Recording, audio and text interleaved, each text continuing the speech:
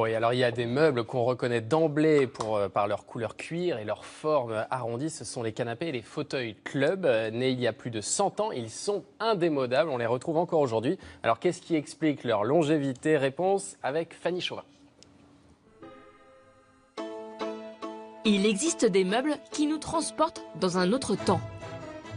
Symbole de luxe et de confort, le fauteuil club est né à la fin du 19e siècle dans les clubs de gentlemen en Angleterre. Mais sa fabrication devient rapidement française. Très vite, on a retrouvé des fauteuils club en France au début du 20e, donc vers 1920, parce qu'en France, on savait très bien travailler le cuir, chose qu'on ne savait pas bien faire en Angleterre. L'original, le Grand Sydney, c'est le modèle phare. Un fauteuil aux formes arrondies et généreuses. Au fil des années, le style du club a évolué. Dans les années 30, on retrouve des styles plus épurés, comme le New York ou le Parisien 1930, avec des manchettes qui sont droites. Il y a un style qui est un peu plus contemporain. Pour la période d'après-guerre, ont été dessinés des fauteuils plus cossus, plus généreux, avec des dossiers donc en accolade ou en moustache. Donc c'est des modèles qui ont été dessinés pour relancer un petit peu la mode du club. D'authentiques modèles à partir de 1400 €, fabriqués dans cette usine vosgienne. Ici, toutes les étapes sont réalisées à la main avec des matériaux de la région, comme ce bois de hêtre des forêts alentours pour le châssis, le squelette du siège. Le hêtre est choisi et utilisé pour les clubs et pour d'autres sièges parce que c'est un bois dur, résistant. Et on imagine bien là que maintenant c'est fini, on ne peut plus le démonter, quoi. Deuxième étape de fabrication, la garniture du siège. Emmanuel doit coudre chaque ressort à la main.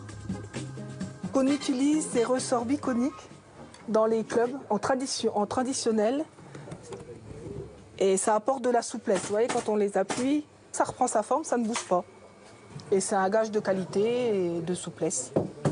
Ça va être très confortable. Pour les coussins, le client a le choix.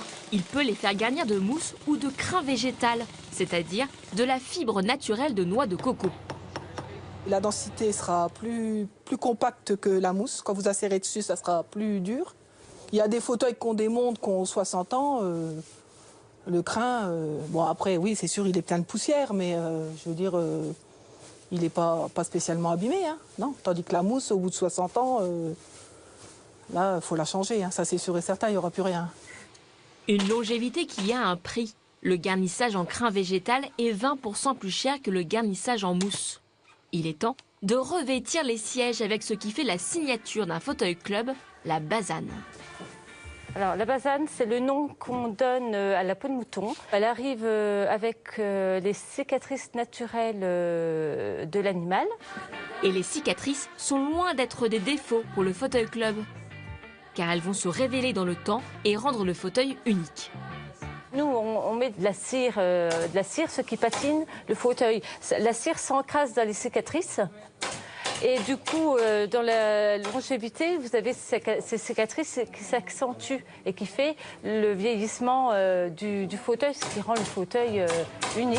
Un fauteuil qui est ensuite teinté et ciré pour donner un aspect patiné. Il séchera ensuite pendant près d'une journée avant d'être livré. En tout, il aura fallu plus de 3 jours de travail pour ce résultat. Un fauteuil club unique qui coûte entre 1400 et 1900 €. Le prix d'un meuble d'exception qui voyage à travers les générations.